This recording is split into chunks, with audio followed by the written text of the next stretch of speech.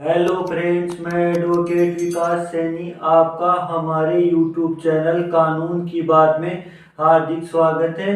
आज के इस वीडियो में हम जानेंगे कि वो कौन सी कंडीशन है जिनमें पत्नी को भरण पोषण नहीं मिलेगा। पहली कंडीशन है जब पत्नी बिना किसी युक्तियुक्त कारण के पति से अलग रहती है तो वह मेंटेनेंस नहीं प्राप्त कर सकती। उदाहरण के लिए, जब पति व पति के रिश्तेदारों द्वारा पत्नी को दहेज के लिए प्रताड़ित किया जाता है तो पत्नी अलग रह सकती है अपने पति से। लेकिन पत्नी कहती है कि सर, मुझे लड़का पसंद नहीं है, मैं तो केवल घर वालों के कहने पर ही इससे शादी की थी और इस कारण से मैं पति से अलग रह रही हूँ।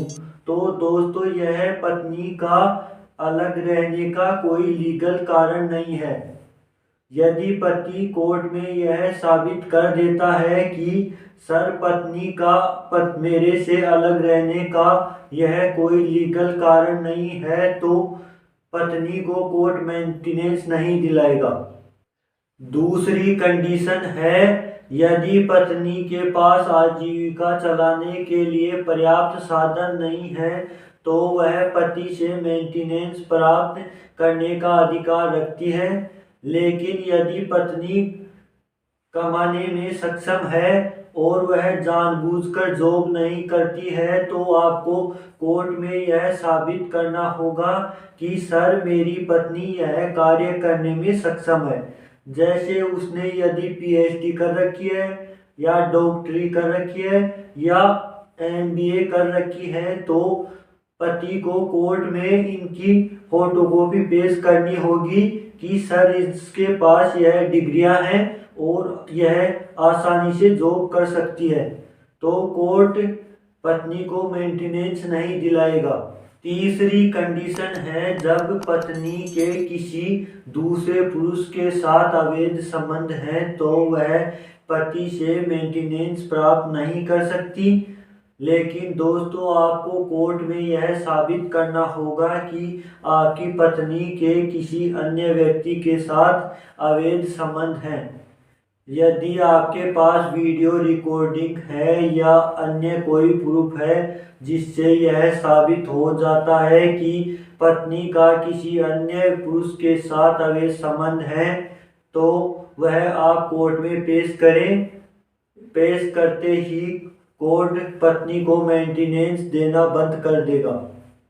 चौथी कंडीशन है दोस्तों, यदि आपकी पत्नी कहीं पर जॉब कर रही है और वह पैसे भी कमा रही है लेकिन पत्नी ने भरण पोषण प्राप्त करने के लिए कोर्ट में आवेदन कर दिया तो आपको यह साबित करना होगा कोर्ट में कि सर, मेरी पत्नी इस जगह पर यह जॉब कर रही है और वह इतने पैसे कमा रही है।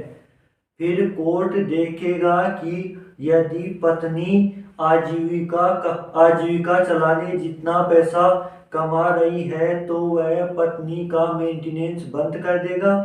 यदि वह कम पैसे कमा रही है तो मेंटेनेंस की राशि को घटाकर कम कर देगा।